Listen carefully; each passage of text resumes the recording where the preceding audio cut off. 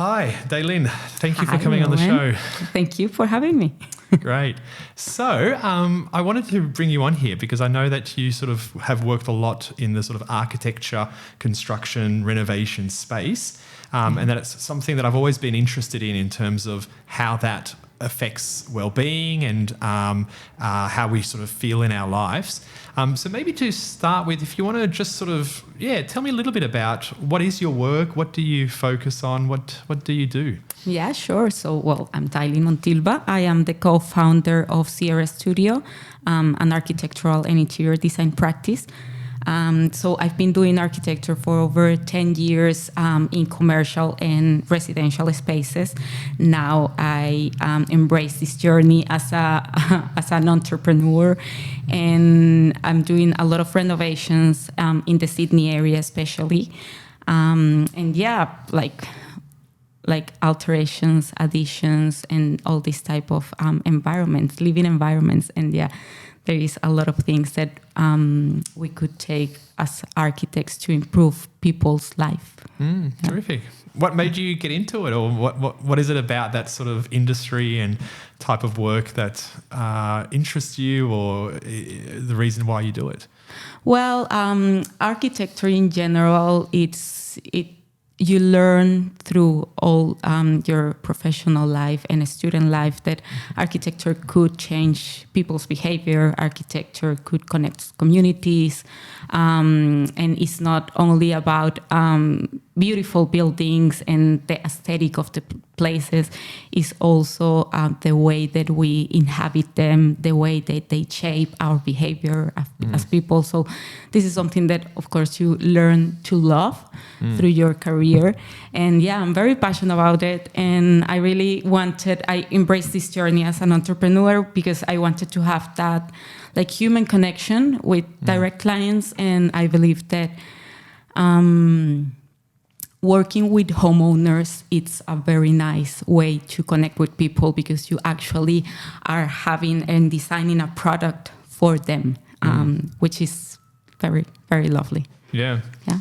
So you mentioned kind of at the start there that architecture is a lot about helping people connect. And that's something that I think has been why I've been sort of interested in that area, because I do see that the living space that you live in, it really does help or facilitate connection. I know that sometimes, you walk into someone's house and the way it's laid out or the furniture they have and all of those little details, it kind of makes you want to sit down, makes you want to get into a conversation, or makes you kind of stand there awkwardly kind of going like, well, I'm going to stay here for as little as possible and then get out of here. Yeah, that's true. Tell me a little bit about that sort of that link between the space that we live in and connection.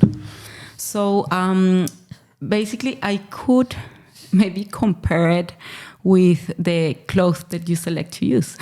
So basically, you want to be comfortable in your clothes. So you want to be comfortable in your space. The way that you move through a space speaks a lot of the way that you are going to behave in there.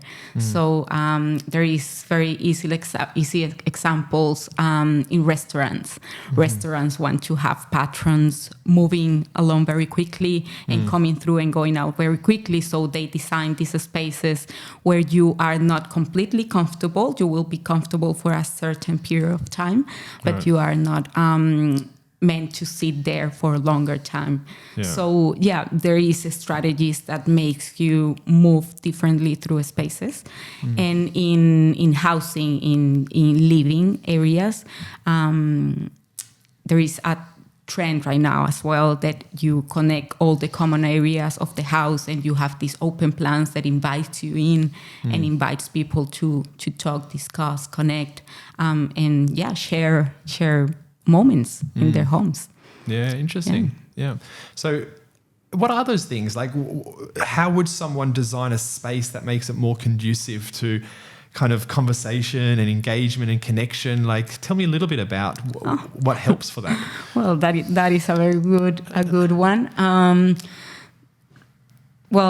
In architecture, you have to take in consideration a lot of factors, a lot of factors, starting for the orientation of the building, orientation of the house, bringing natural light in. The spaces that are more illuminated are the spaces when where you want to be, that you want to inhabit. Yeah. So it's common that you in first hand, you put all the common areas towards the natural light, the natural ventilation, mainly, and if you could, to the afternoon sunset, because that is the moment when you gather with your family and you just get together and relax and have these nice family moments. While all the bedrooms, in certain occasions, this is not all the cases, because sometimes it's not possible, but you try to orientate the bedrooms towards the east. So you have the daylight, the first daylight, so you wake up with this like nice bright sunlight, and you function better during the day. So in terms of, to answer your question, in terms of the way that you actually distribute internally the space, as open as you could is one strategy. There is, in architecture, we used to learn the triangle of uses. So it's basically your living space, your kitchen space, and your dining. So one perfect triangle is that you have your kitchen in the middle, and very connected and serving these two spaces. So this is very technical, maybe. This is interesting. I'm following it all. So you haven't gone into kind of too technical. So, well, maybe what architects and designers try to do is just do this triangle to connect these spaces very properly, so people could engage and communicate and connect while they are doing different tasks. As in, one person is in the kitchen, is talking to the person who's in the lounge room, for example. Correct. Right. Correct. So yeah, I'm receiving right now a lot of requests from different clients that, look, my kitchen is not connected with the living room. All houses in Sydney, these like type bungalow houses or federation houses, they are very compartmentated. And they have these disconnections through the spaces. Yeah. And our lifestyle be changing over the decades. Yeah. So people right now wants to be connected. People right now want to host and want to showcase the way that they live, because we are humans. We all are humans, and we want people to see the way that we cook, the way that we do things, and they want us just to share our life with us. Yeah. Previously, usually you have your butler's kitchen and all the mess hidden, and everything was in a room, and then you have this beautiful lounge for your guests. Yeah. So right now that is changing, that is evolving. Yeah. Right now people want to connect in a human level, and that is a way to do it. Yeah, and it's interesting what you're saying about the kitchen being closed and that sort of separateness, because that's something that I have seen like in my time and just kind of renting and in the different places that I've lived in recently, bought an apartment, and I can see how like there's this sort of trend towards opening up spaces. So when I was growing up, you'd have a separate kitchen with a door, whereas now it's very much of this sort of like open plan living. Do you feel like that's always positive for connection and for using the space better, or is there like a downside? Like, is that just a positive trend that's happening? Well, it's definitely something positive when you are talking about the living spaces, the houses. It's always positive because you want to connect with your family, with the family members, and that is a good way that design could respond and could shape the way that the families connect and behave between each other. It's very, I would say that it's very positive. I couldn't think right now on some negative issues there. Maybe it depends of the culture as well. Me coming from Latin America and having this background, that is the way that houses have been designed in Latin America. We have these colonial houses where everything is connected to a center patio. Right. And all the common spaces happen around that patio, so everybody connects there and share their life over that space in some way. In here was quite different, but now it's adapting. The market is adapting to this new way of living. Of course, it's not that the Australian family wants to have the patio, the Spanish patio, no. Is that they want to have that connection towards hosting events and family using the space. So backyard connection, kitchen, being able to relate with backyard, with living, with dining. So I would say that is very positive, because a lot of studies suggest that we want to, as humans, we want to be connected. So that is something that impacts a lot in our health in general, mental health. And you're talking about like sort of the patio being centered around the patio. So that's literally like a veranda or a balcony or an outdoor space. That is an outdoor space. In most of the cases, that is an outdoor spaces with greenery. Even if you could have a tree there, you have your tree. For families with children, they put a swing in that tree. It's a beautiful space. It's something very beloved from Latin American architecture. How important is the outdoor space? Because, sometimes like, for example, I don't even have a balcony, and I do wonder, how much does that affect ability to connect? What's your experience in terms of the importance of some kind of outdoor space as part of that sort of using space to connect? That's a good one as well. After COVID, we saw people need to connect with outdoors, with nature, have a clear view to skies, to trees maybe. And studies suggest that this benefits your health. So having a balcony, a patio, or a backyard, it's very important for the way that you use the space. It's very important for the way that you live in general. It's hard not having like daylight right now by codes, by certain governmental laws, enforced laws. You need to have windows in the rooms, in the inhabited rooms. You have to have doors that connect to certain type of outdoor areas. So these have been evolving during the years as well, but still you could see some properties that were developed before these laws were enforced. So you could see right now in the market some areas that doesn't have that outdoor connection. But it is very important. It is. I would say that for my personal opinion, it's a key point to select a living space. Having that connection. Right now in Sydney, in the place that we live, it's amazing because you have so much coastal line. So you could have, let's say, easy access, quoted. You could have that easy access to ocean views, and that will impact tremendously in your health, in your mental health, in your... So having views from your property to, for example, the ocean or a mountain? Exactly, to nature in general. Really? To nature. Right. As humans, we need to be connected with nature. This is something that is embedded in us. So, as humans, we need that connection. And some people advise some strategies to have that connection that doesn't have to be exactly a window.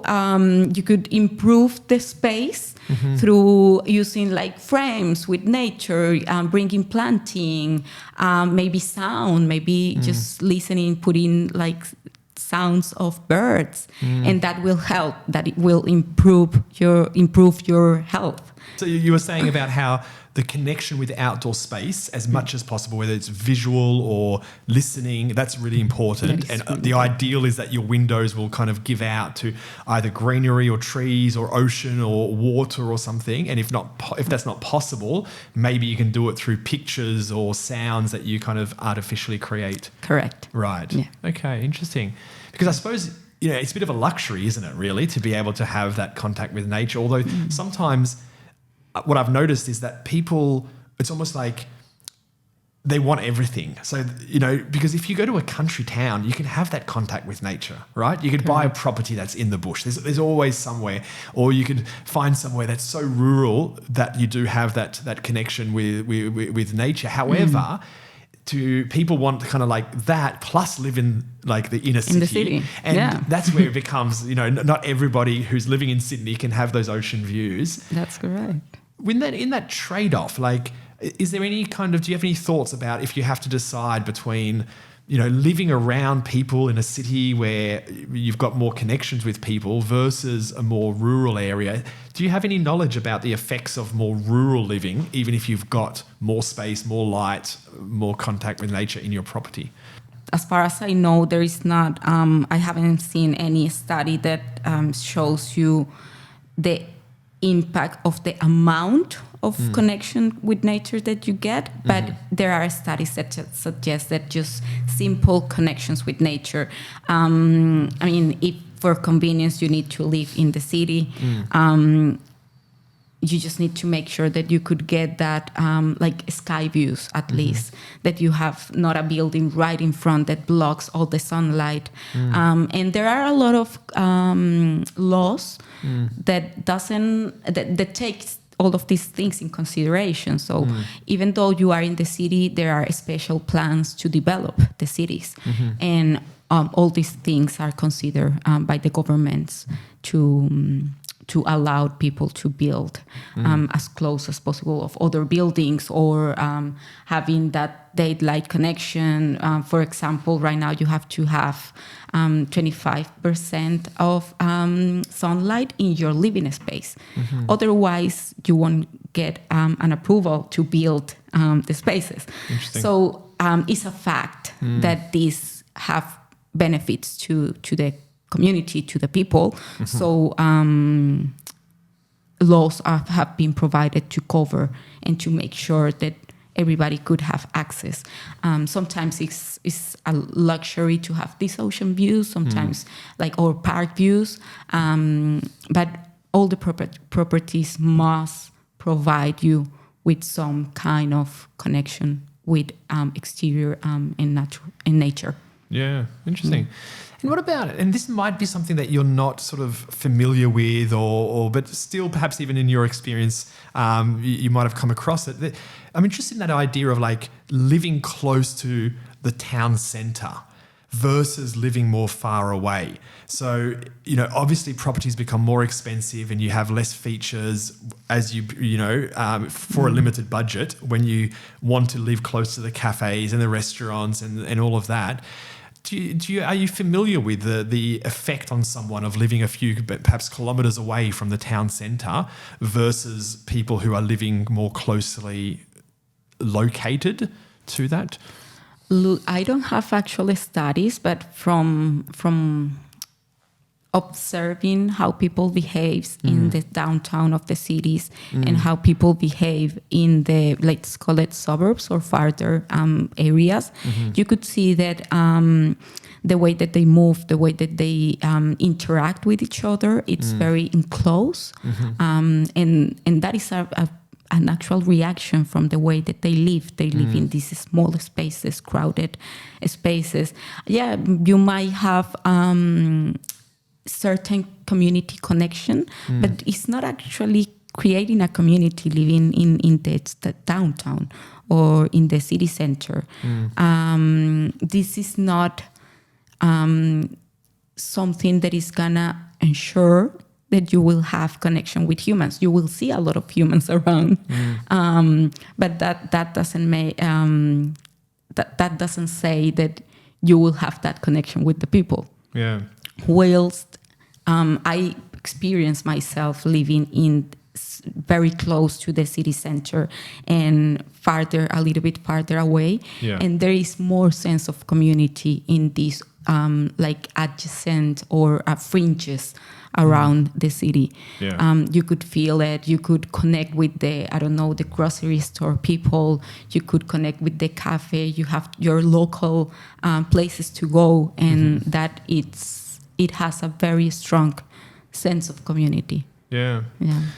And I suppose one thing is that sort of downtown sort of city centre kind of area. I suppose I'm thinking about before I moved to Bondi, I was living in Maroubra. And there I was very close to the beach. It was relatively cheap because it's a suburb with, not a lot of demand.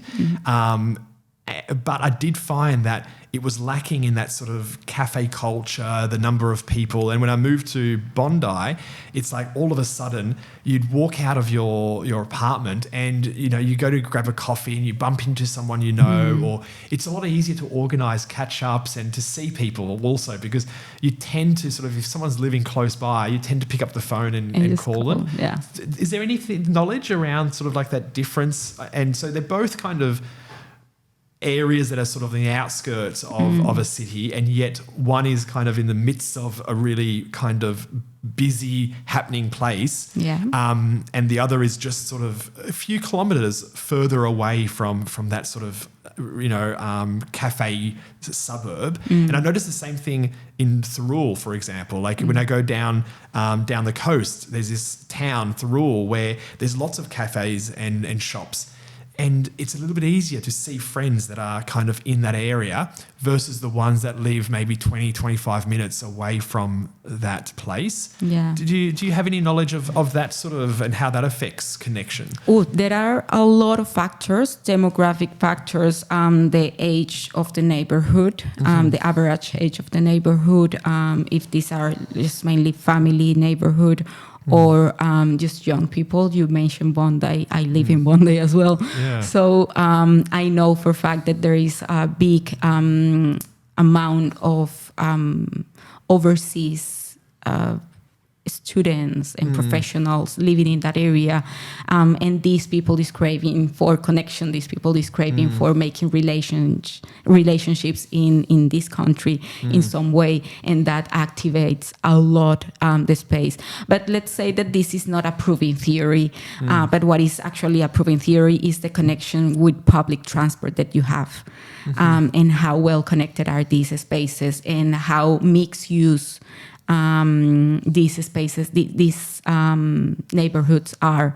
So if you could get a big chunk of retail with good public transport, that will start to create a certain way of living around the space, and people is going to be more keen of be on the streets consuming. So basically that will activate way more the area.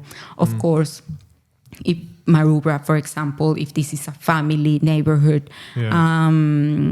you potentially won't expect having that, like, oh, hey, let's go for a coffee, like very spontaneous chats and spontaneous encounters. I think not a proven theory, but what is actually help these neighborhoods to move better is the way that the city plans for them. Yeah, that's interesting. Yeah. And I hadn't really made that connection, but you're right. It's like something about the demographics of that area. And there are sort of towns or areas where there's kind of more young people. Then combine that with also retail shops and that kind of places where people can come to. And all of a sudden, you know, plus the public transport, and that really helps to sort of create engagement with the community. Because I suppose that's something that I can see would be like, because we're talking about living space, right? And optimally you'd have lots of living space with lots of light and lots of outdoor area with good views of nature. But obviously, you know, with limited budgets, some people might be choosing between, well, do I have a small apartment in Bondi where there's lots of young people and cafes, but my apartment might be sort of, you know, overlooking something that's not very attractive? Or do I move a couple of kilometres out and I get those beautiful nature views, but then it's harder to connect with people as a result? And so that's sort of the trade-off that many people would end up being faced with. Yeah, that's correct. That's very correct. It doesn't mean that you can get the best of both worlds in some of the neighborhoods. You just have to be very wise when you select a place to live that have to also suit your needs. The demographics are very important. There are neighborhoods where people doesn't like to interact, doesn't like to buy outside or consume in general. So these kind of neighborhoods are more like inside the home, like develop. So they are mainly done for big backyards and having like these houses in little like spaces created for families, and doesn't create that big like commercial areas around those neighborhoods. So you have to know what are you looking for when you select a place, and what is your lifestyle in the future, in like right now and in the future. And you talked about, and I can really see that. It's like, okay, well, once you do pick your suburb where you want to live, you might be choosing between several different places, and then you can start to have the apartment or the house that's optimal in terms of being in that area. What are those things? Like, what would be the things that, let's just say you move to a new suburb, you've decided to move to Bondi, and you're looking at apartments. What would be the things that would stand out in terms of, being important for people to try to find to make the best experience within that place? Within the space, so I would say having, this is something that I would say that majority of people know, but it's important to mention it, that is having a north-facing unit. Right. It's very important because you could get a lot of light in your space. Of course, selecting a space that have good open windows and all of that, but selecting units that are north-facing, if it's possible, get a good view to a tree, or a good view to the sky, or if it's possible to the ocean. Sometimes it is a Bondi. It's very kind in that sense, because you could get ocean views from a lot of points in the area. Important to having like good transport connection, that you could move easily, and if it's possible, moving like walking distance.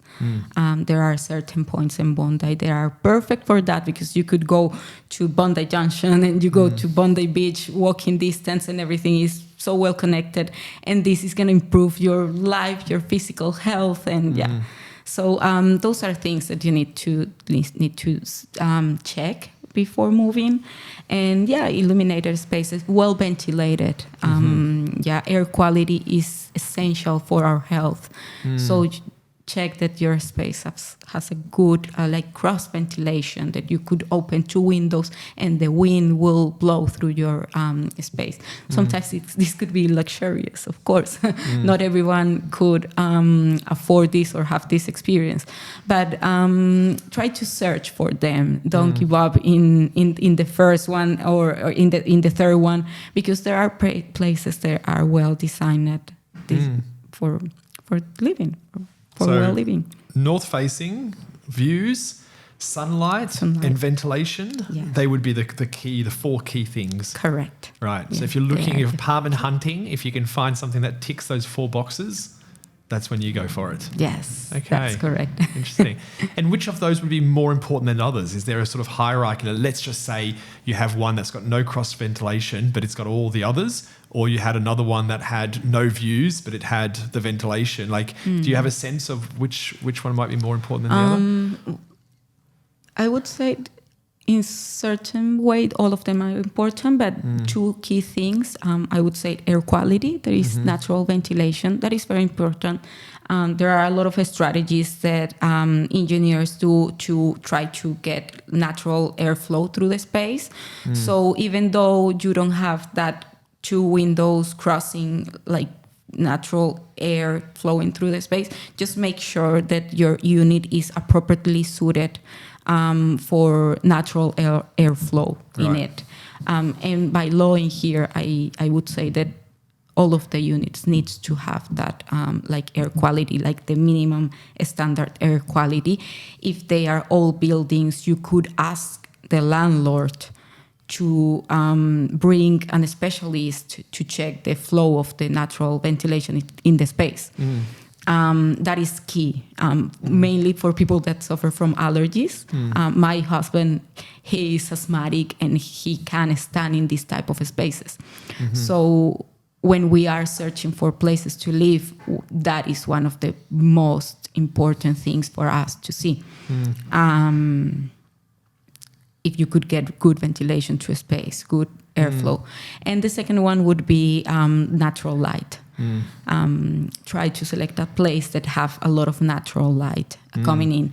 And with natural light comes the nature connection, and it comes the views. Sometimes it doesn't have to be a luxurious view, doesn't have to be to the ocean, doesn't have to be to the biggest canopy tree. It could be something very simple, some connection to nature. That would be the third one. Yeah. Interesting. Okay. And with the ventilation, it's interesting because I see a lot of apartments, particularly more modern ones, but I think some old ones as well. It's almost like they're a little box in the building where they've got like one sort of window facing, and it's often like a sliding door or something, balcony, which gives into the lounge area or something like that. But basically there's no side windows. It's all kind of one direction. Yeah. How does airflow function when you've got that type of design? Well, this type of buildings use forced air, like mechanical ventilation. Okay.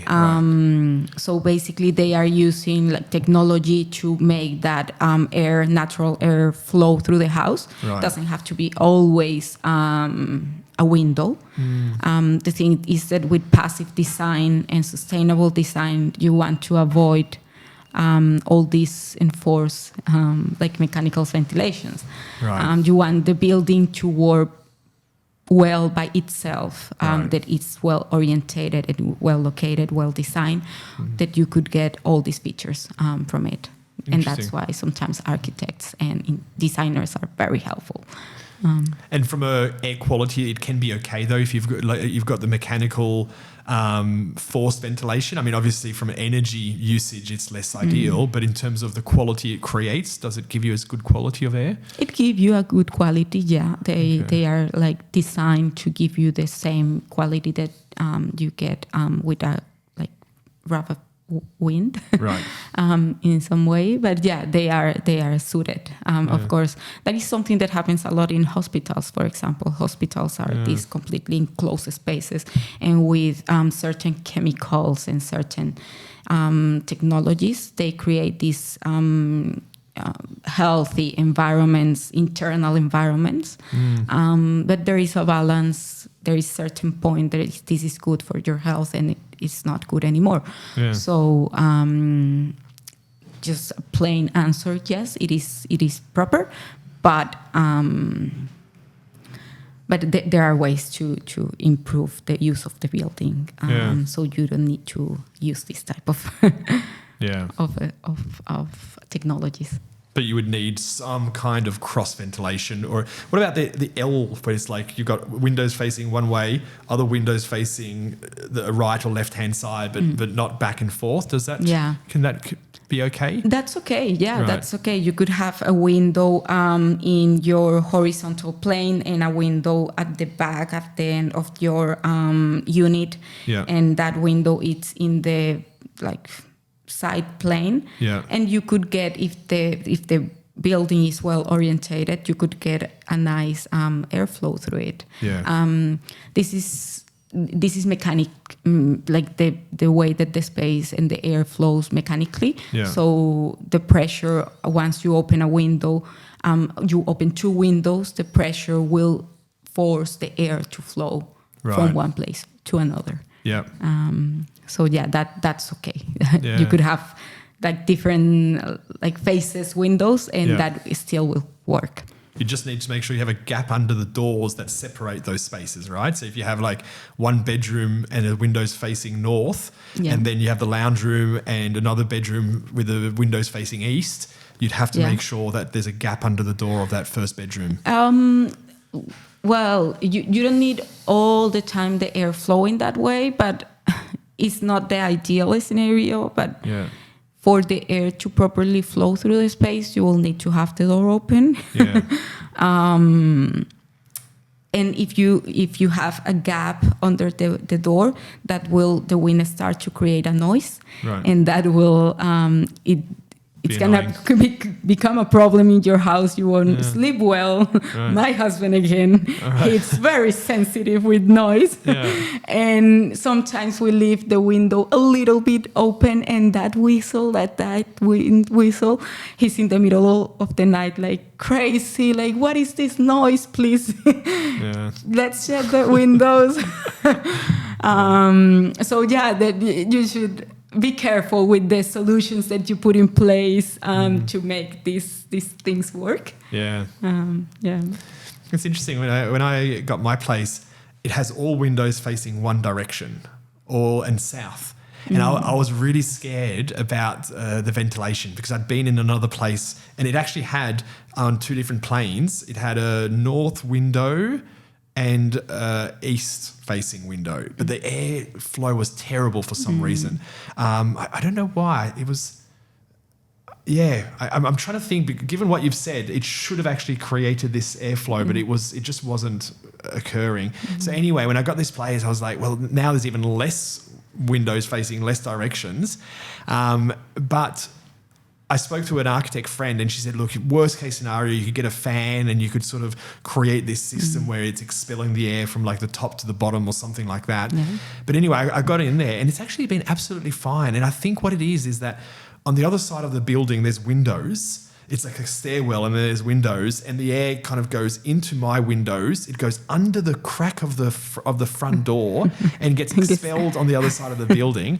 And I've never noticed a problem with air quality being in there. So yeah, sometimes it must be like ways that it actually happens and it's just hard to spot or it's a bit counterintuitive. Yeah, that's correct. In design, when you are designing a building, there are a lot of strategies that you could put in place to make this work. For example, a stair sometimes could be, that void of the stairs could be a way to like absorb air and like taking it through other spaces. Yeah. So yeah, sometimes there are these smart or clever design buildings that will tick all these boxes in some way, and you won't notice them.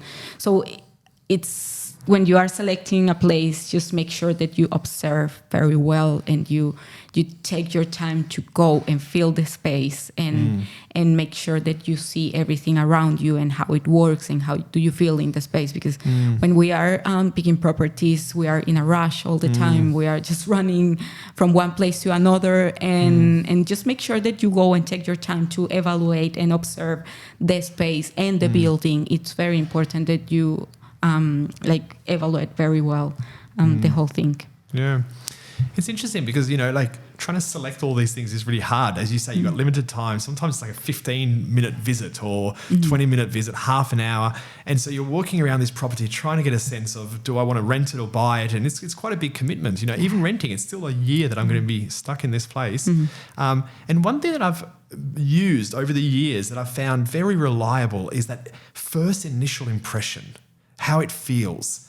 Because you can have this list of criteria and you're ticking off these boxes and you're like, yes, natural light and location and all of those things. And yet, normally, if I walk into a place and go, and it just feels, it does something to me and it's hard to describe it, but straight away I get a sense of yes.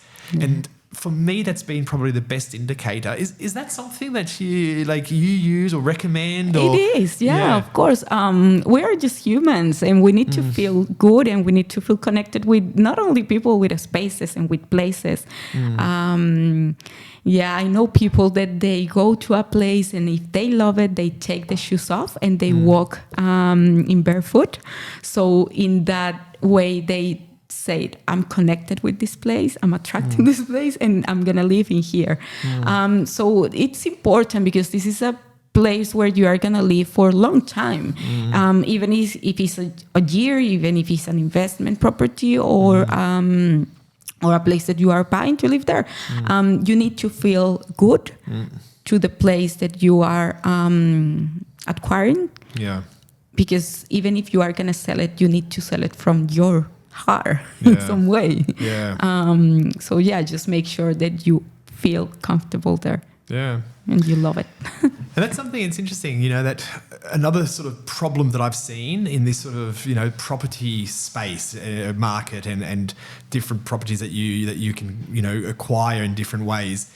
It's the people who come in there and they take ownership of a property and they try to sort of put the minimal amount of money into it, and they make things cosmetically look okay, but it's all kind of facade, and it's actually not substantially repaired well or fixed well or renovated well. And then things you take on this property, and then you're just faced with this huge list of problems that can start to emerge, as opposed to people who take on a property and they put in their love and care and they fix things properly. They do the work that's needed. So then when they hand it on to the next person, they don't uncover all of these problems, which sometimes are so hard to rectify. If you've done a renovation and, for example, you haven't done the wiring properly, or you haven't, done certain structural aspects of it properly, trying to fix that it can be next to impossible.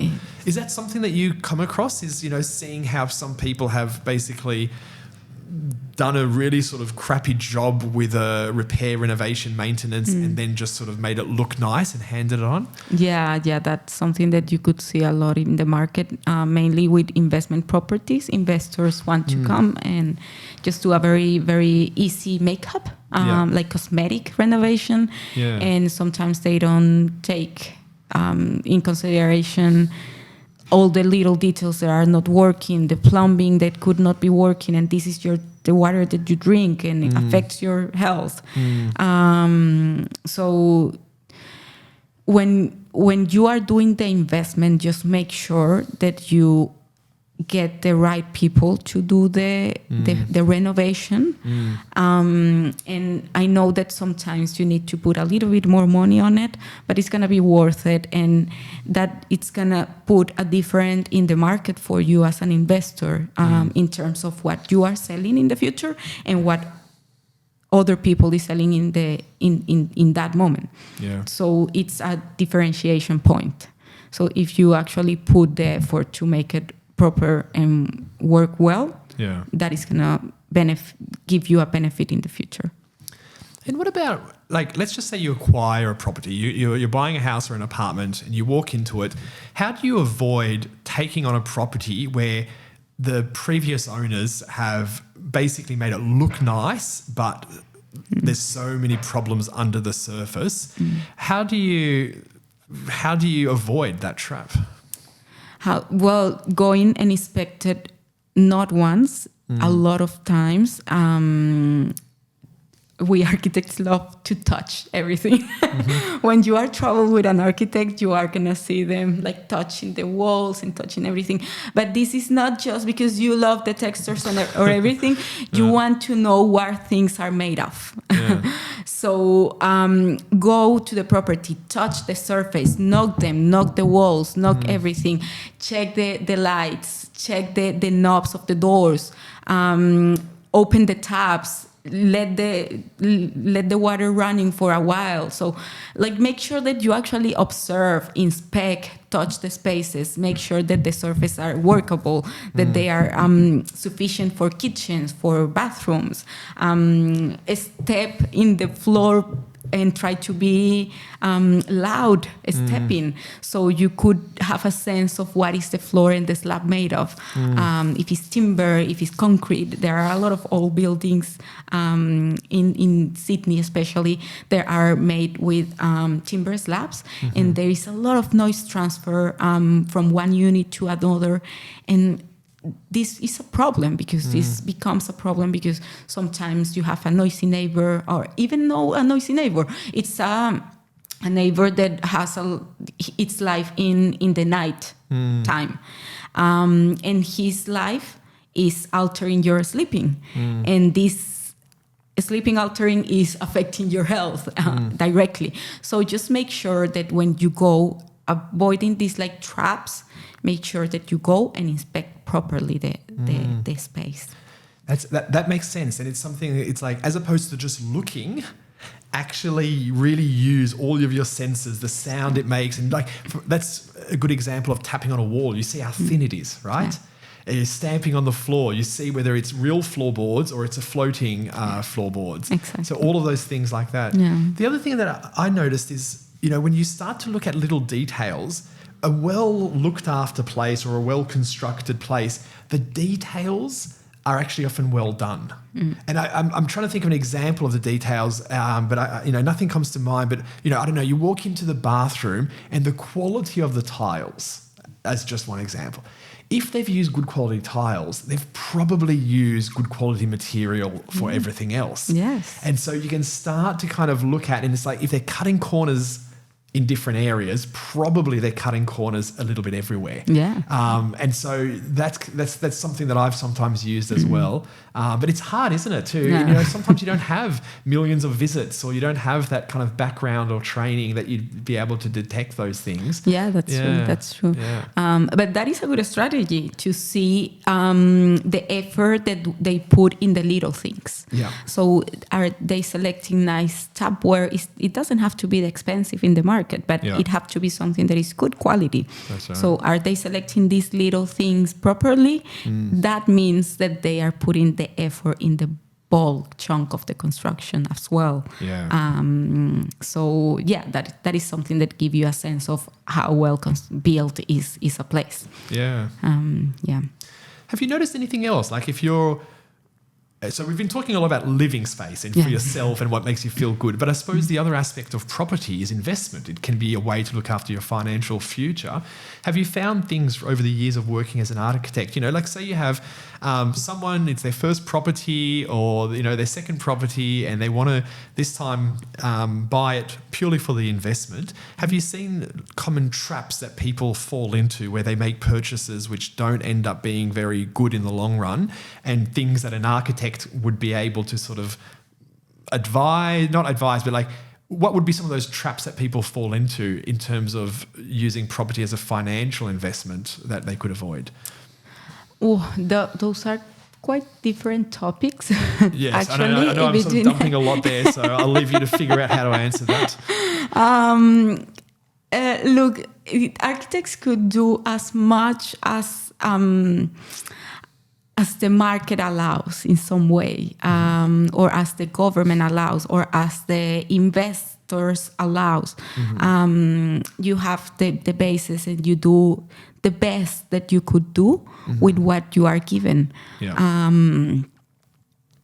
Traps in terms of buildings. And I mean more like you've got someone who's 25 to 35 years old. They've saved up their money. They've decided to buy an investment property. What are the mistakes that commonly would be made by someone like that would end up creating problems in terms of getting a good return on their investment versus the smart decisions that end up? Oh, I see. Yeah. Now I see the question. So, like young investors usually go with the lowest, like let's say unit. Let's put this example. They go with the lowest price unit, and sometimes they don't consider all the variables. They don't consider where it's located. Is this just a studio or a one bedroom apartment or two bedroom apartment? The way that this place sells or rent, it's gonna depend of what you are offering, what your unit is offering, and where it is located. If you want to buy like a one bedroom unit, one good way to invest in this type of properties would be being close to the universities, being close to the popular like touristic areas. So yeah, there are certain things that that give you a clue of what to do that not young investors know sometimes. I'm not an investment advisor expert, but yeah, there are certain things that with the proper background, knowing the neighborhood, knowing the connection with public transport, knowing what we mentioned before, like are there coffee shops in the area? Can you get like a good community connection in there? Is this a 3-bedroom apartment? This is meant for a family more than a student.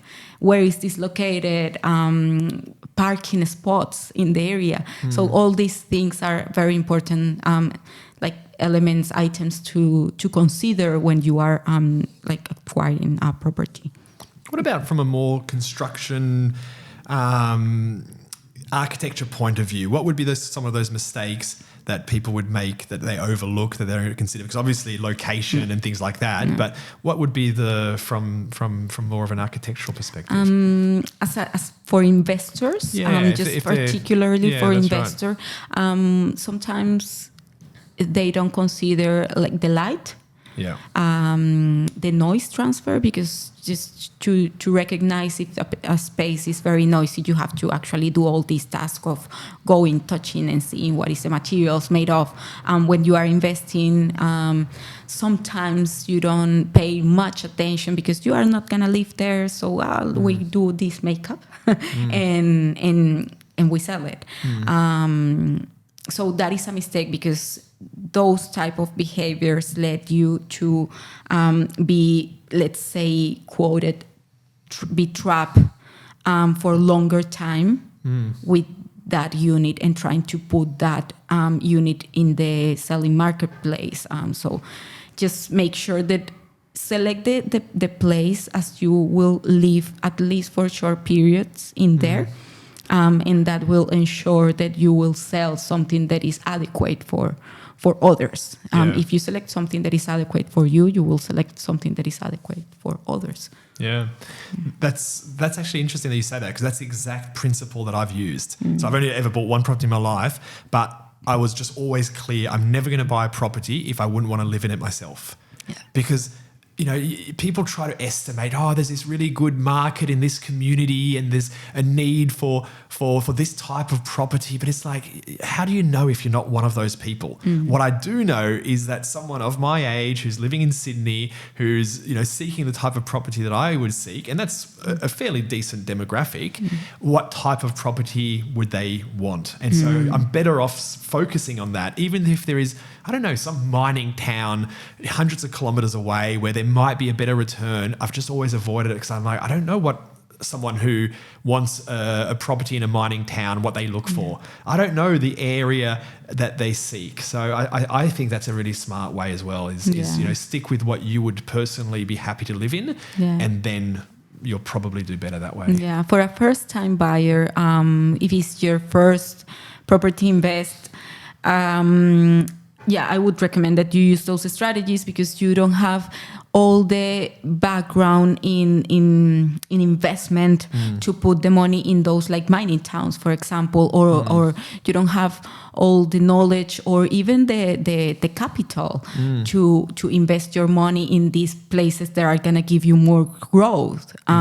So just make sure that you buy something that you want to live there, that will at least ensure that you will sell it better, and you are convinced that you are selling a good space. So it's easier to sell it from that perspective. Yeah. What about the people who want to do renovations to sell as a way of investing? Because when I read a little bit into this, one of the key recommendations was by the oldest or the most rundown property on the best street in the best neighborhood. And it's sort of the idea, well, you can't change location, so make sure that is as good as you can get it. But if you do buy a property that's kind of run down, there's a lot of scope for improvement. Do you find that that's an easy approach, and like from your experiences working with an architect, of people who do buy rundown apartments or houses, how easy or complicated is that sort of renovating process? I have a bit of biased opinion, because I'm an architect and I love to build things and bespoke things. So for me, that is the ideal scenario. So having something old that has character on it, that you could come and accommodate and fix things, for me, that is like the dream. But construction sometimes is very draining, is demanding, and it's not pleasing. Construction is a stressful moment. So just make sure, if you don't want to go through the whole process, make sure that you evaluate how keen are you to go through a construction process or not. Because to be fair, I can't advise someone from my experience, because I do like construction, but I know for a fact that not everybody likes it. So if you don't want to go through the whole process, just try to get a property that is already suited for the investment, for selling, for the things. It seems like the person that you hire to do the renovation will play a big part in how smoothly it goes. I've heard horror stories where people have engaged a builder or an architect and it's just been a disaster, and other people, they've just sailed through, they've done really well. And so that's whether it's a builder or an architect, they seem to be the person that you have to be really careful in terms of selecting. That's correct. Now that you mentioned, if you don't like to go through the construction process yourself, but you do want to get the benefits of renovating and increasing the price of the properties,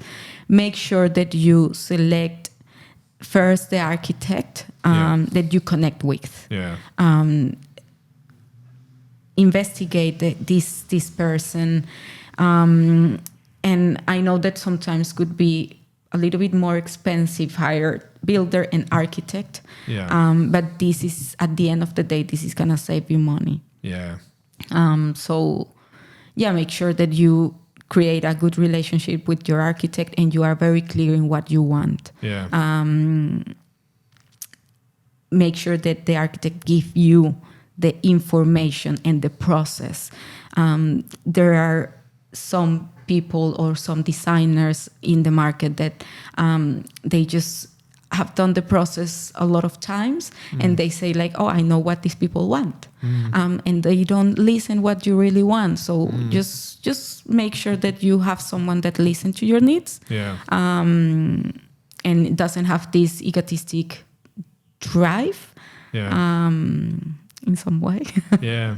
It's actually a bit of a risk, isn't it? And I've noticed that not just with architects, but in other industries as well. There's that person, I've got 30 years experience doing X, Y, Z. And sometimes they can be great and they've continued to be, passionate and interested and listen to you. But sometimes that experience can actually work against them, where they've become a little bit disillusioned with the work, or they've just sort of gotten a little bit too fixed in ways of doing things. So it's experience is almost like not necessarily the best indicator of how well someone will be able to help you. That's correct. That's correct. And sometimes a good let's call it sensitive architect, it doesn't come from exactly the experience. There are very client driven and brief driven architects with a lot of experience that could put aside all what they have done in the past and make the work bespoke for your needs. And there are other young architects that maybe believe that they know better, and that's why they are being hired, because I know better. So just make that connection with them before you engage, and just make sure that they listen and they respond to your needs and advise when they believe that it's not suited for the market. If it's an investment, make sure that they communicate properly why they are going other path than the one that you are given. It's really hard though, isn't it? And I know what you're saying is true, but you ring up 5 different or 3 different architects and you're like, hey, I've got this job to do. And, you have a chat on the phone, you might meet up with them, you might talk a bit about your idea. And it's really, really difficult to, from that, get a sense of how someone's going to function when there's a disagreement or when there's problems that occur 6 months down the track.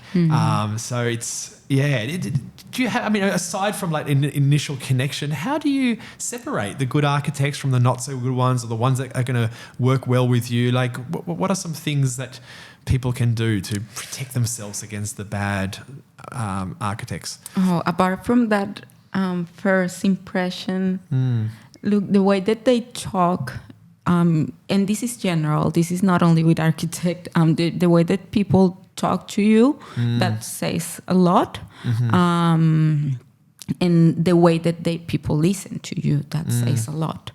In terms of professional advice, when you select an architect, just ask for previous jobs. Ask for previous clients. Maybe can I talk with one of your earliest clients or latest clients? Can I see the work that you have done? Show me your portfolio. Where are you based? It's the same process when you are hiring a lawyer. Maybe you just have to you want to make sure that they offer the service that you need, and you have to investigate them in some way. So just do a little bit of research on them. What is the background, and like the professional background, with which companies have they maybe worked with. And maybe talking with the builders that have worked with these architects, because builders and architects, that is a very important relationship, and sometimes doesn't go well. And this is a big problem for the client, because you want to have a team that works properly. So just ask for reference. Can I talk with a builder that you work previously? And in that way, you will know. Right. And do you normally select both the architect and the builder, or do you normally select the architect and then the builder will be selected by the architect? There are a lot of processes. It's different sometimes. Sometimes you first select the architect, and the architect will help you to maybe curate a set of builders or do a tender for the construction period. Sometimes the builder is the one that advises the client, because sometimes people doesn't know what is the whole design process. So they go directly to the builder, but before doing the construction, there is a lot of bulk of work that you need to do. So these builders advise you on, look, you need to hire an architect. Maybe they tell you, I've worked with this, and this person, or maybe they tell you, look, I'm not advising anybody. You go and find one. Some other builders tell you, look, I could do that. And I don't advise that, because at the end of the day, you need to plan. It's when you are designing, it's about a plan. You are creating a plan and a step-by-step for the construction to be done. So when you get to the construction without that previous plan, that becomes a problem for you as a house owner or investor or client. Yeah, interesting. And I suppose there's a bit of trial and error, right? And that's why people's first renovation or first build might be a bit more complicated, but over time, and maybe speaking to like a family friend or someone that's gone through it and getting either their advice or things like that, because, generations that have gone through it several times, I'm sure that they've got a lot of insight that can be learned from. Yeah. Exactly. Well, that's interesting. So I suppose, there's that kind of, we've looked at how your living space can affect your well-being and connection. And we've looked at, kind of aspects of investment and how you can make that kind of, a more sort of smooth process or more likely to work well. And I can see that, an architect is there to serve many functions in a way, and it depends on exactly what approach to property you're taking. So, look, thank you so much for coming here and talking, sharing your knowledge. It's really good to get this insight. Nice. And so, yes, I'm sure many people will be kind of helped by the things that you've shared today. I hope so. Well, thank you. Thank you for having me.